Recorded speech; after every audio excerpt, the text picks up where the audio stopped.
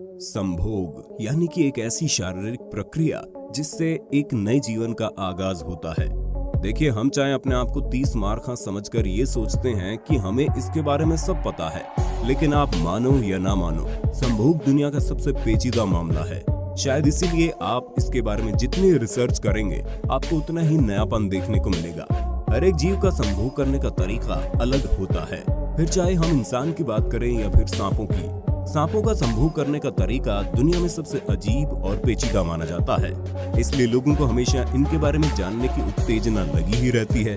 तो आज की इस वीडियो में हम आपको सांपों के संभोग से जुड़ी हुई कुछ ऐसी बातें बताने जा रहे हैं जिसके बारे में आपने पहले कभी नहीं सुना होगा। यकीन मानिए, आप सब कुछ जानने के बाद दंग रह जाएंगे। लेकिन वीडियो में आगे बढ़ने से पहले अगर आप हमारे चैनल पर नए दर्शक हैं तो इस चैनल को जल्दी से सब्सक्राइब कर लीजिए और हाँ, बेल आइकन को दबाकर ऑल के ऑप्शन को जरूर क्लिक कर देना। अगर संभोग की बात करें तो नर हमेशा मादा पर हावी होता है, लेकिन सांपों के मामले में इसका उल्टा है। यहाँ पर मादा सांप हमेशा ही नर सांप पर हावी रहती है और कई बार तो ये भी देखा गया है कि मादा सांप नर सांप से करीब 5 गुना ज्यादा बड़ी होती है और संभोग करने के बाद मादा सांप नर सांप को खा जाती है। दोस्तों, सांपों का संभोग करने का समय ऐसे ही शुरू नहीं होता, ये खास समय पर ही संभोग करते हैं, क्योंकि सांप साल भर भटकते रहते हैं और बारिश शुरू होने से लगभग 2 महीने पहले इनकी सेक्स लाइफ शुरू हो जाती है। सांपों में हजारों की प्रजातियां पाई जाती है, लेकिन हर एक सांप अपनी प्रजाति के सांप के साथ ही संभोग करता है। कहा जाता है कि धामन और अजगर प्रजाति के सांप साल में सिर्फ एक बार ही संभोग करते हैं। इसके अलावा बाकी प्रजातियों के सांप साल में 2 बार संभोग करते हैं।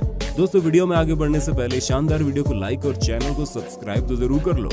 दोस्तों, ऐसा नहीं है कि सांपों का मिलन जब चाहे तब शुरू हो जाता है। इसके लिए सांपों को बाकायदा लड़ाई करनी पड़ती है, जो कई बार बहुत भयंकर साबित हो जाती है, जिसमें कई बार एक सांप की मौत भी हो जाती है। होता यह है कि नर सांप मादा के साथ संभोग करने से पहले उस पर अपना हक हासिल करना चाहता है। मादा सांप नर सांप के पास नहीं जाती, बल्कि नर सांप को ही मादा सांप की तलाश करनी पड़ती है। मादा सांप से मिलने के बाद नर सांप उस पर अपना अधिकार जताता है। दोस्तों, आपने अक्सर सांपों को केंचुली उतारते हुए जरूर देखा होगा। हमें लगता है सांप अपनी नई खाल निकाल रहा है, लेकिन ये गलत है, क्योंकि असल में सांप अपनी सेक्स लाइफ को और भी बेहतर बनाने के लिए अपनी केंचुली उतारता है। ऐसा करने के बाद सांप बहुत ही चुस्त और तेज हो जाता है और ये अपने साथी के साथ अच्छे से संभोग कर पाता है। जब मादा सांप अपनी केंचुली उतारती है तब उसका स्वभाव नरम हो जाता है। वहीं उसके उलट जब नर सांप अपनी केंचुली उतारता है तो वो चिड़चिड़ा और गुस्साखोर हो जाता है। सांपों में अक्सर ये भी देखा गया है कि अगर किसी मादा सांप को संबंध बनाने में तसल्ली नहीं हुई तो वो फौरन दूसरे नर की तलाश में निकल जाती है। आखिर मादा सांप बहुत सारे सांपों के साथ यौन संबंध क्यों बनाती है? शायद इसके अंदर संभोग की ज्यादा चाहत होती होगी, या फिर कहीं नर सांपों से यौन संबंध बनाकर मादा सांप ये तय करती होगी कि किस नर के साथ उसके सबसे ताकतवर बच्चे होंगे, क्योंकि संभोग का मतलब तो अगली पीढ़ी को जन्म देना ही होता है।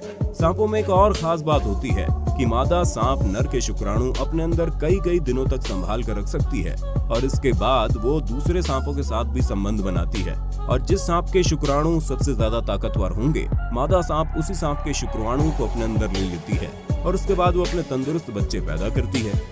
अब आप कुदरत का खेल ही देख लीजिए। मादा सांप कई बार सेक्स करने के बाद एक खास तरह का फेरोमोन छोड़ती है, जिससे नर सांप को संदेश हो जाता है कि वो अब संभोग नहीं करेगी।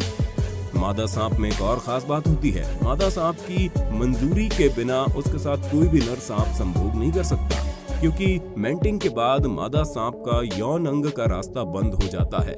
यानी इसके बाद अगर कोई भी नर सांप चाहे भी तो वो मादा के साथ संबंध बनाकर बच्चे पैदा नहीं कर सकता, क्योंकि उसके शुक्राणु मादा सांप के अंदर ही नहीं जाएंगे। दोस्तों, सांपों का मिलन ऐसे ही नहीं हो जाता। इसके लिए नर और मादा सांप बाकायदा एक दूसरे को न्योता देते हैं। इसके लिए मादा सांप एक खास तरह की गंध छोड़ती है। मादा सांप की छोड़ी हुई गंध को सूंघ कर ही नर सांप उसका पीछा करते हुए उस तक पहुंचता है। संबंध बनाने के बाद मादा सांप को करीब 70 से 80 दिन लग जाते हैं बच्चे पैदा करने में। कनाडा में सांपों की एक ऐसी प्रजाति पाई जाती है, यहाँ पर एक मादा सांप के पीछे करीब 100 नर सांप पड़ जाते हैं और वो इसके इर्द गिर्द लिपटे रहते हैं। कनाडा के मैनिटोबा के जंगलों में सांपों के मेंटिंग सीजन में ये मंजर बेहद आम होता है। हालांकि सांपों की ये नस्ल अमेरिका के दूसरे हिस्सों में ऐसा नहीं करती। यानी कि इलाके के हिसाब से सांपों के सेक्स करने का बर्ताव बदल जाता है। मादा एनाकोंडा सेक्स के बाद नर को खा जाती है। हालांकि हर बार मादा एनाकोंडा सेक्स करने के बाद नर सांप को खा जाती है, मगर ये साफ नहीं है कि कब वो नर को सेक्स के साथ खाने के तौर पर चुन लेती है। इसकी वजह भी पक्के तौर पर नहीं मालूम। शायद नर को खाने से मादा को जरूरी पौष्टिक आहार मिल जाता हो, क्योंकि गर्भवती मादा एनाकोंडा 7 महीने तक कुछ भी नहीं खाती पीती। सांपों के सेक्स का तरीका उतना ही पेचीदा है जितना खुद यौन रिश्तों का मामला, लेकिन इनकी आदतें मकड़ियों से काफी मिलती है। दोनों ही मामलों में मादा आकार में नर से बड़ी होती है। नर के बीच मादा को लुभाने के लिए काफी कड़ा मुकाबला होता है।